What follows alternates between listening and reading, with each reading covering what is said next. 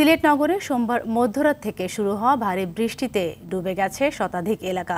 ভুক্তভোগীরা জানায়, উজান থেকে নেমে আসা ঢলে সৃষ্ট বন্যার পানিতে সুরমা নদী টইটুম্বুর।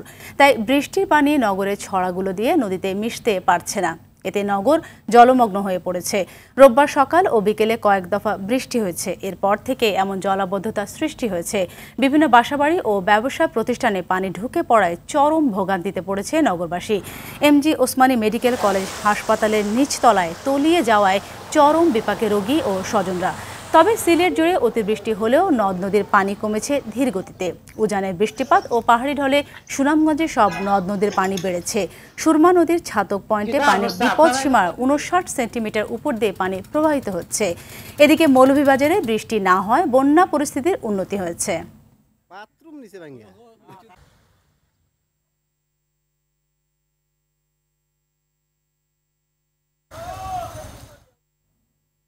দর্শক, এ বিষয়ে আরো বিস্তারিত জানাতে সুনামগঞ্জ থেকে আমাদের সাথে যুক্ত হচ্ছেন সহকর্মী শহীদ নূর।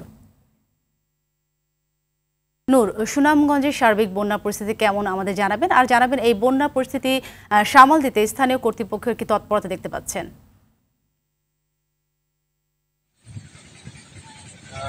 ধন্যবাদ আপনাকে। পানি উঠায় মানুষ, কয়েক লাখ মানুষ আসলে দুর্ভোগে রয়েছেন। এখন যদিও এই বিভিন্ন রাস্তা থেকে কিছুটা পানি সরে গেলেও মানুষের দুর্ভোগ কিন্তু আসলে বাড়ছে।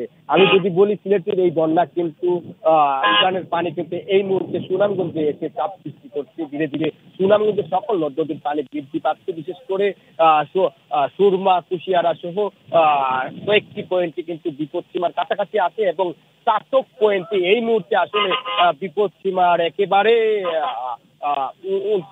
59 সেন্টিমিটার আমি যদি দেখি উপর দিয়ে যাচ্ছে। এখন আমি এই মুহূর্তে যেটা আপনাকে দেখাচ্ছি, এটি হচ্ছে সুরমা নদীর পানি। দেখতেই পাচ্ছেন যে প্রবল গতিতে আসলে ভাটি থেকে উজানে যাচ্ছে। এর ফলে বিভিন্ন হাওরে প্রবেশ করছে। হাওরে প্রবেশ করার ফলে হাওরের বেড়িবাঁধ এবং নদী তীরবর্তী গ্রামগুলোতে বিশেষ করে নদী ভাঙন দেখা দিয়েছে। আমি যদি বলি, বিশম্বরপুর উপজেলায় শতাধিক গড়বাড়ি রূপসা নদীর নদী ভাঙনে ইতিমধ্যে আমরা খবর পেয়েছি এবং সেখানে মানবতার জীবনযাপন করছে অনেক মানুষ।